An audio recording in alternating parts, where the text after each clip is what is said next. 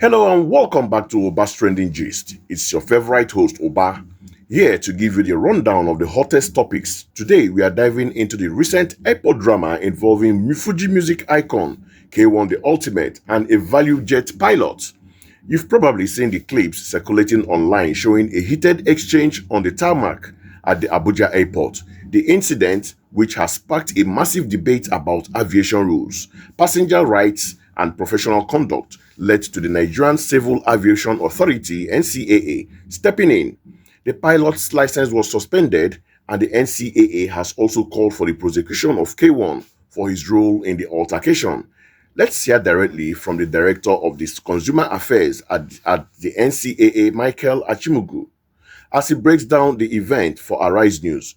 We will watch the first part of this explanation now, so sit back and take a watch. So I can agree to attest to the fact that there's a lot of misconceptions as to what may have happened, how it happened.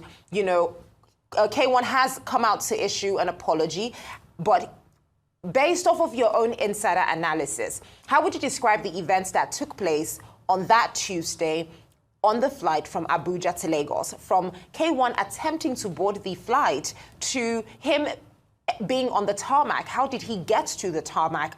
To him dodging being hit by the wing of the aircraft when the plane eventually began to move.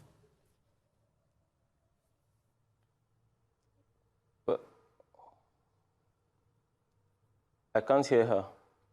Okay. I don't know if you can hear me. Can you hear? We can hear you clearly. Okay, good morning. Good morning. I can hear you now. Good morning. Okay. Yes. I'm glad you can hear me now. So what I did say was I wanted us to provide some clarification on this situation and everything that has happened because of a lot of misleading information that have come out in the wake of this story. So my question to you now is, I would like you to provide an insider understanding as to what exactly happened from the moment K1 got to the boarding gate, to him getting on the tarmac, to him then dodging, being hit by the wing of the aircraft while he was on the tarmac and the plane began to move. What exactly happened on Tuesday? Well, thank you very much. The passenger has presented himself for boarding and has been told by the pathfinders that he cannot be allowed to board with liquid above 100 ml, which is standard globally. This passenger has become agitated and has refused to listen to that instruction and proceeds towards the foot of the aircraft. And the pilot, on hearing the commotion outside, steps out to ascertain the situation of things. And during the conversation, this passenger has, splashed liquid on the body of the pilot, on the uniform of the pilot. Of course, unruly passenger behavior is not acceptable anywhere in the world. In fact, at some airports, they don't wait for any physical altercation. The moment you raise your voice at airline staff, you will not be allowed to board. And because of the actions of this passenger, the pilot has used her discretionary powers to say, you are not going to be allowed on this plane if you do not obey instructions. There are other law-abiding passengers who have already been boarded, and the flight has to leave on schedule, especially in a country where flight disruptions, are a constant pain. Okay, right off the bat, Mr. Achimugu lays out the foundational issues. The passenger, K1, was informed about a standard global aviation rule. No liquids over 100 ml are allowed in carrying on luggage. This isn't a new or airline-specific rule. It is an international security standard, according to the NCAA. The situation escalated when the passenger became agitated and refused to comply. This led to a commotion that drew the pilots out of the cockpit. The most shocking part of this initial account is the allegation that the passenger splashed the liquid on the pilot's uniform. This act alone is a serious breach of conduct. It moves beyond a simple disagreement over rules to a physical act of disrespect and aggression towards the flight's commanding officer. This first clip clearly establishes the official trigger for the entire incident from the perspective of the Aviation Authority. Now, let's see how things escalated from there. Take a watch. And so the pilot made the decision not to board this unruly passenger and then to proceed with that flight. Of course, in anger, the passenger has tried to stop the aircraft from taking off, which is in itself a very, very serious crime. How the passenger got to that point is down to, of course, unruly behavior, because the security persons were very clear. You cannot board this flight without dropping the package in your hand. It's a very unfortunate and avoidable incident. But at this point, you know, contrary to a lot of views on social media, it is no longer a case, it is not a case of this pilot has done this because this passenger has done this. Pilots have their trainings. It is a case of this passenger has done something clearly wrong. This pilot has done something clearly wrong as well. Now, the NCAA has the power, you know, to discipline the pilot. But the NCAA does not have prosecutorial powers, you know, with regards to the passenger. So the right thing, both ways have been done. The license of the pilot has been seized on the one hand, pending the outcome of investigations. And the NCAA has petitioned the Attorney General of Police, the Attorney General of the Federation and the Inspector General of Police to prosecute the passenger. Meanwhile, the investigations are going to reveal how the passenger even got to that point in the first place. Did he come with water or the liquid from home? If he did, how did he pass through the first two scanning points, you know, before he got to the final boarding point? A lot of questions to be asked. And down the line, everybody that is found culpable will be duly punished. Of course, it is going to take a collaboration across agencies for these investigations to be conclusive. There's FAN, AFSEC, that's the Aviation Security. There's NAMA. Did the air traffic control clear the pilot to fly, seeing that there was danger, you know, it was not safe for her to proceed? All of these questions will be answered during the course of the investigations. And one last thing, to clarify because I see a lot of dissenting opinions online. The question was not whether the content of the flask was alcohol or water. The crux of the issue is, no matter the content of the flask, you cannot carry liquid, be it fragrances or anything else, above 100 ml on board the flight. Achimugu, thanks for setting the tone for this very important discussion. But before we go further, I would like us to play the clip of K1 the Ultimate apologizing, because that will form the basis of my next set of questions for you. So just bear with us for the benefit of our viewers so that they can put things in proper context. We'll play the video very quickly now, and then I'll come back to you. Full responsibility of all incidents. Once again, I seek forgiveness from Mr. President, the Commander-in-Chief of the Federal Republic of Nigeria, who is also my father and father of the nation, the Honorable Minister for Aviation, the pilot, the airline staff, passengers, and above all, my fans across the globe, my family, for the incident. My love for the country is unshakable. I am still the darling ambassador of our nation, and I'll continue to carry the banner of this great country everywhere, all my life. Thank you once again. Please accept my apology. All right, Mr. Achimugu, I'm sure that you must have seen it before.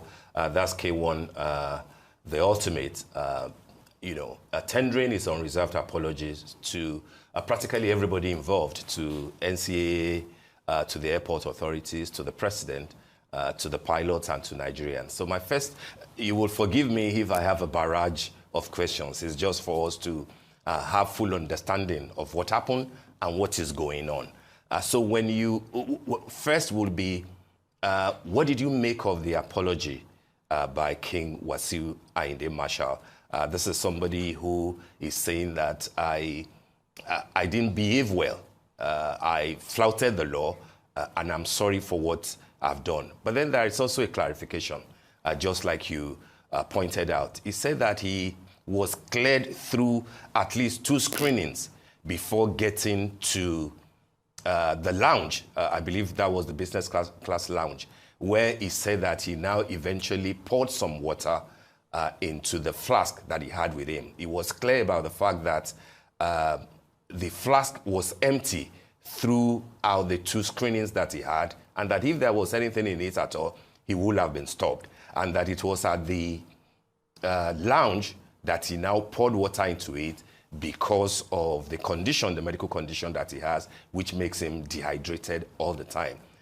We have also seen on social media that this will not be the first time that he will carry such a flask. We've seen him entering the airport and, of course, descending, an aircraft with the same thing, not the one that happened on Tuesday. So it looks to me like this is not the first time that he will do that. It is possible, of course, that maybe the content that he had at that time matched the required amount that he was meant to carry. So that will be my first question.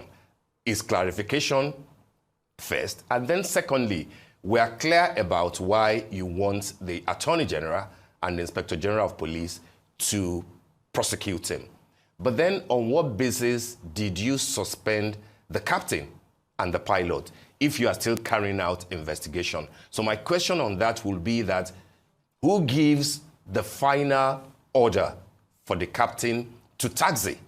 Because if you have suspended a license, what happens to those behind the camera? What happens to those in the control tower who ordinarily ought to be the one to give the final authority for her to move? Are they also being investigated? Where are we in terms of this investigation precisely? If the passenger passed through the scanners with an empty flask, then the officers at the scanning machine did nothing wrong, because it's not a crime to pass with your flask if it's empty. Now, if you got water from the VIP lounge, it is still not a right to board the flight with that the water above the allowable volume. There's water in the aircraft. If you empty your flask in the lounge and board the flight and ask cabin crew for water, they would give water to you. So let's even assume, but not concede, that this isn't how it's supposed to be. Your first responsibility at airport is respect and obey instructions from the officials on ground. The passenger has not done that. If you run into any sort of trouble there, the official channel to complain to is the Consumer Protection Department of the NCAA. We always resolve issues. There are consumer protection officers physically present at the terminal.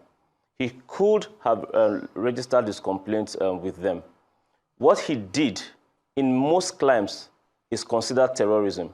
You cannot stop an aircraft from taking off. There is nothing that excuses it.